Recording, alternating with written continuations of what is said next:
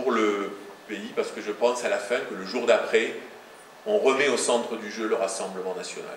Et on revient à la situation qu'on a pu donner le sentiment d'endosser, celle qui a conduit Michel Barnier à négocier avec lui, parce qu'il avait le sentiment qu'il n'y avait rien à négocier avec le PS. Je donne je fais écho à l'interpellation de monsieur. Donc moi, c'est le jour d'après qui me préoccupe. Exagéré, et par ailleurs ça a eu l'effet inverse de dire si à censure les cartes vitales ne fonctionneront plus. Mais aujourd'hui on le voit, y compris dans les hostos, dans les mairies, dans pas mal d'endroits, le fait d'être en loi spéciale, ben on est limité sur la mise en œuvre de certains engagements. Moi je siège à l'Assemblée à la commission de la défense, par exemple, ben, aujourd'hui on n'a pas rehausser les crédits de la défense comme c'était prévu dans la loi de programmation militaire, puisqu'on prolonge les crédits de l'an dernier. Mais la question il y a deux questions de fond. Il y a la question de fond qui est celle qui traverse la gauche depuis que la gauche existe, depuis, je sais pas, depuis 150 ans, c'est-à-dire est-ce qu'on considère qu'on prend certains acquis insuffisants tout en sachant qu'ils sont insuffisants, ou est-ce qu'on considère que non, on est vraiment trop loin de ce sur quoi on s'est engagé, et donc on s'oppose et voire on censure. Et ce débat, qui est un débat un peu théorique, il y en a des centaines de kilos de livres sur cette question-là, on le vit très, très concrètement, et on est tous partagés, je crois, par des... Enfin, en tout cas moi je suis partagé par des sentiments et des analyses politiques contradictoires. Et ce ne sont pas des questions médiocres. Moi j'ai eu l'occasion samedi d'avoir une discussion parfois un peu vive avec des camarades de la France insoumise, mais rien de tout cela n'est médiocre. La question elle se pose vraiment de savoir si en faisant le pari du compromis et d'une forme de stabilité derrière, on n'est pas en train de faire le jeu du Rassemblement national, ou si, à l'inverse, censure après censure, on n'est pas faire le jeu du chaos institutionnel qui lui-même, si on fait une élection aujourd'hui ou demain, c'est le Rassemblement national qui gagne. Je pense qu'il n'y a pas beaucoup de doute là-dessus. Ces questions sont tout à fait... enfin, moi, aucune ne m'est... Enfin, je ne formule aucune avec aplomb.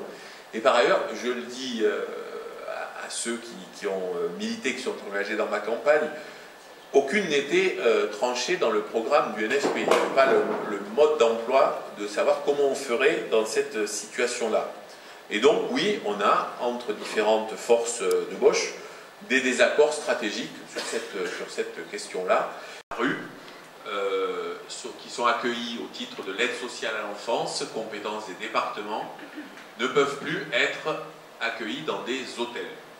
Pourquoi? Parce que, alors il y a des spécialistes bien plus calés que moi ici, mais les conditions d'un accompagnement éducatif, social de ces mineurs dans des hôtels, et par ailleurs, on ne parle pas d'hôtels qui sont...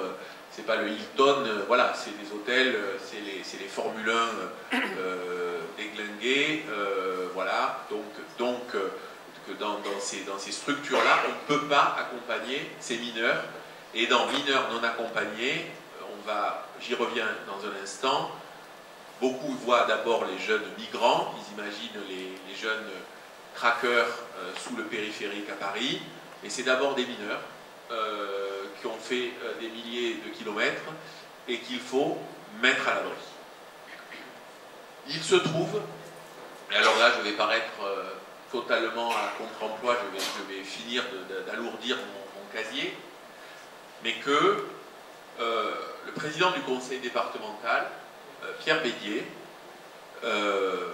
est un de ceux qui veut mettre en œuvre vraiment les conditions de cette loi Taquet et d'accueillir dans de meilleures conditions ces mineurs. Avec le député Aurélien Rousseau, après cette soirée à Andrézy, quel est votre sentiment? Vous êtes satisfait?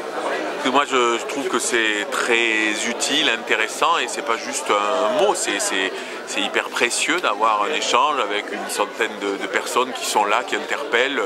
Alors voilà, c'était beaucoup de gens de gauche, j'espère qu'on élargira aussi parce que les débats dépassent seulement la gauche et là il y a eu pas mal aussi de sujets locaux, donc ça c'était très intéressant. Vous avez fait un petit peu votre mea culpa d'un certain nombre de dossiers, notamment sur la santé. Vous avez dit effectivement que vous avez négocié, ou la gauche a négocié 1 milliard de plus pour la santé. Très bien, bravo, après avoir fait beaucoup de dégâts. Comment vous sentez-vous? Vous êtes en plein rédemption? Oh non, c'est pas de la rédemption, mais je pense que c'est utile qu'on dise la vérité aux gens sur des choses qu'on n'a pas bien faites. La plupart des hommes politiques, quand on les entend, ils ont toujours eu la même position, ils disent qu'ils ont tout réussi. Moi, à des moments, je préfère dire qu'il y a des choses que j'ai pas réussi et que je me bats pour faire mieux la fois d'après. Okay. Une dernière question, quel est le message que vous voulez passer à ceux qui n'étaient pas là présents?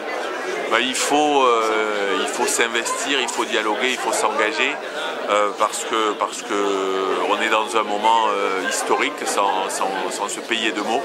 Il faut aller au combat. Merci beaucoup.